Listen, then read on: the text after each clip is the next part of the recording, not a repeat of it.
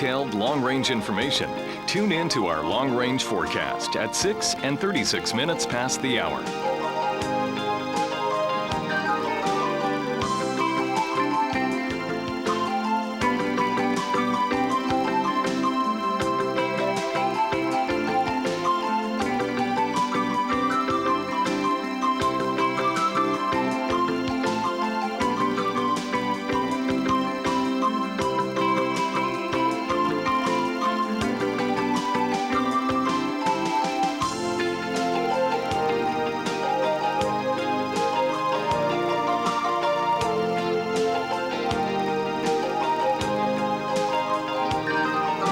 Local forecast is every 10 minutes on the 10s. You can also visit our website at theweathernetwork.com.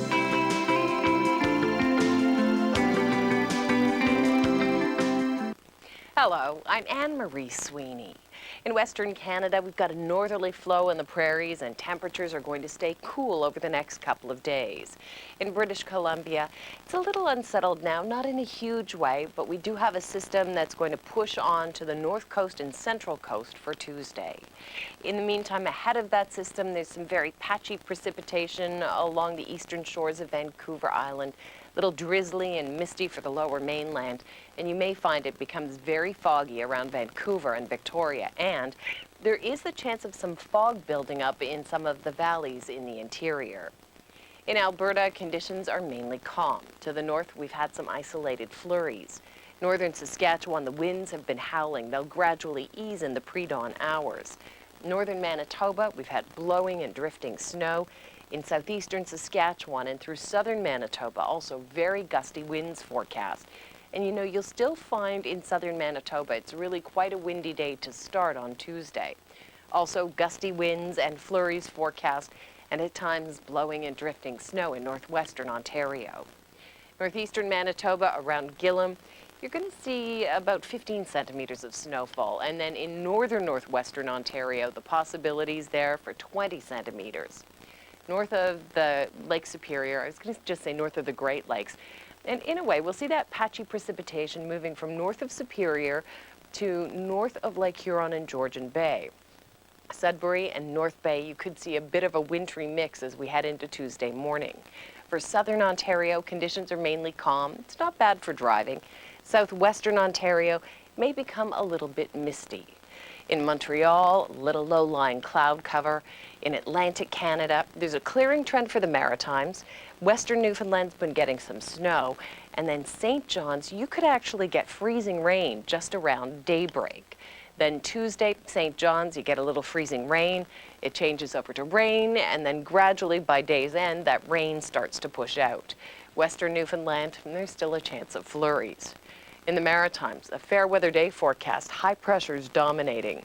In Montreal, really quite pleasant, 5 degrees, a mix of sun and cloud, although at times heavy on the cloud cover. Variable skies in Ottawa and Kingston. Toronto, you'll actually get a little bit of sunshine early in the day. Not a lot, but you'll get some sunny breaks. Temperatures are still quite mild, and you had your Santa Claus parade on Sunday. Well, Tuesday, you get your Grey Cup Victory Parade, and it'll be a lovely day for an outdoor celebration. For southwestern Ontario, warm, increasingly cloudy. Through the Nickel Belt, if you get a wintry mix, it changes over to showers during the day. And then for areas like the Muskoka region, you'll get passing showers, and the Kawarthas. And the showers will get you Toronto, but not until late afternoon or early evening. In northwestern Ontario, winds will be a big story. Kenora and Dryden, you'll get snow, and it could be blowing and drifting with gusty winds forecast. Driving's going to be tough. In southern Manitoba, it's going to be windy here there, but not a lot. For the most part, temperatures in BC are close to the norm. It's a little cooler than seasonal in and around Prince George.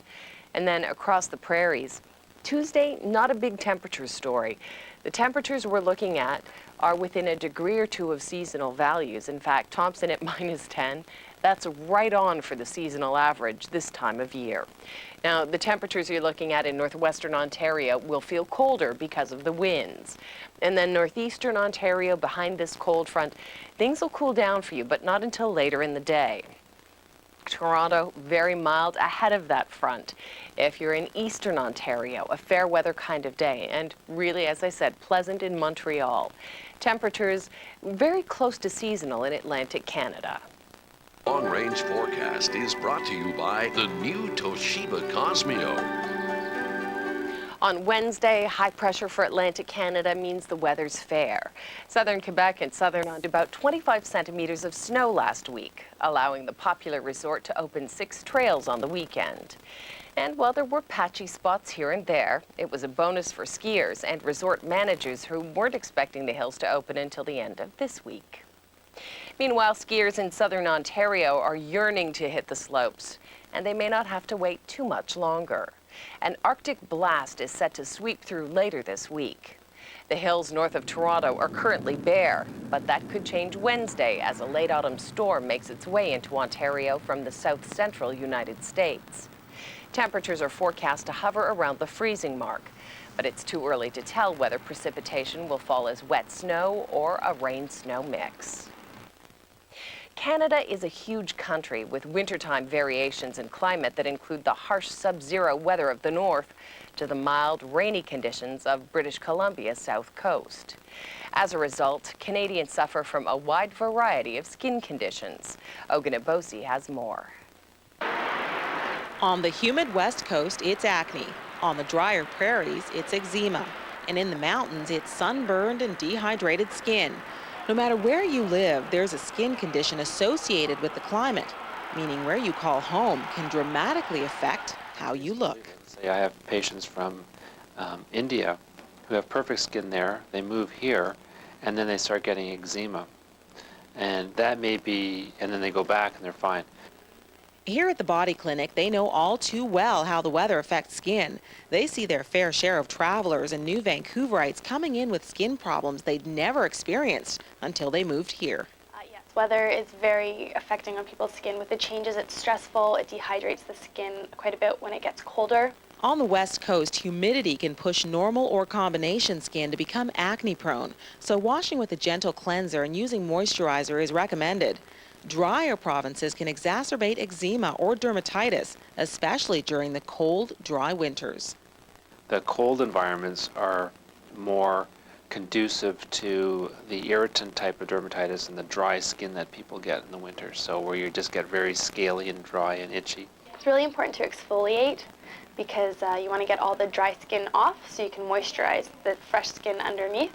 So you should be exfoliating every other day with either, a cream exfoliant or a mild facial scrub. And then there are the mountains. Ultraviolet radiation is higher at higher altitudes, so people in the mountains tend to have sun-damaged and dry skin.